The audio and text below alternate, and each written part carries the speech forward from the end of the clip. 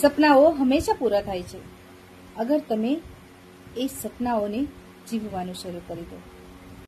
જ્યાં સુધી મંજિલ ના મળે ત્યાં સુધી રોકવાનું નથી. અને હા મિત્રો, જ્યાં સુધી તમારી મંજિલ ના મળે ત્યાં સુધી રૂકવાનું નથી. પ્રયાસ સતત ચાલુ રાખવાનો છે. જે તમે મહેનત કરી છે, જે મહેનત તમે કરી રહ્યા છો, એ મહેનત ક્યારેય વ્યર્થ નથી જતી. બ્રહ્માંડમાં એની એનર્જી, બ્રહ્માંડની જે એનર્જી છે એ રિટર્ન મળે જ છે. ક્યારેય વ્યર્થ નથી જતી મહેનત. જે પણ કાર્ય આપણે કરી રહ્યા છીએ એનો એક નિશ્ચિત એક સમય હોય છે. એ સમય અનુસાર જ બધી જ વસ્તુ થાય છે.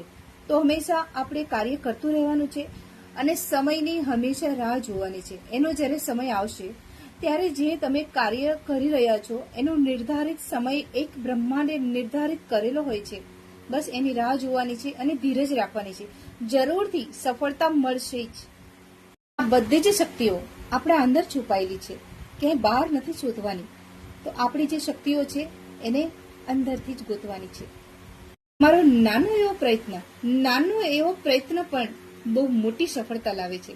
તો ક્યારેય એવું નથી વિચારવાનું કે હું નાની વસ્તુથી કેમ શરૂઆત કરું.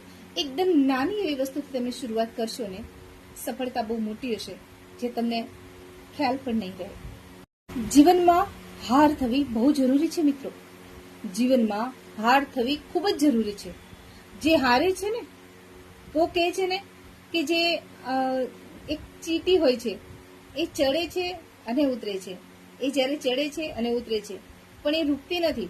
એ ચડવાનું ચાલુ જ રાખે છે. એવી જ રીતે આપણા જીવનમાં પણ હાર મળશે, પણ જેટલી પણ વાર હાર થાય છે ને એ હારની પાછળ એક બહુ જ મોટી જીત છુપાયેલી હોય છે. તો હારથી ક્યારેય ડરવું નહીં. જેટલી મોટી હાર હશે ને એટલી એનાથી ડબલ મોટી જીત હશે. તો રૂકવાનું તો નથી જ.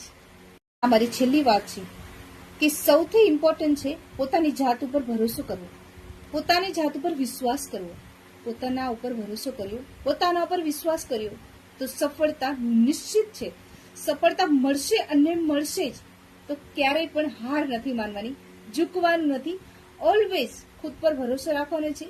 અને થેન્ક યુ બ્રહ્માંડ, થેન્ક યુ ઈશ્વર, થેન્ક યુ ભગવાન.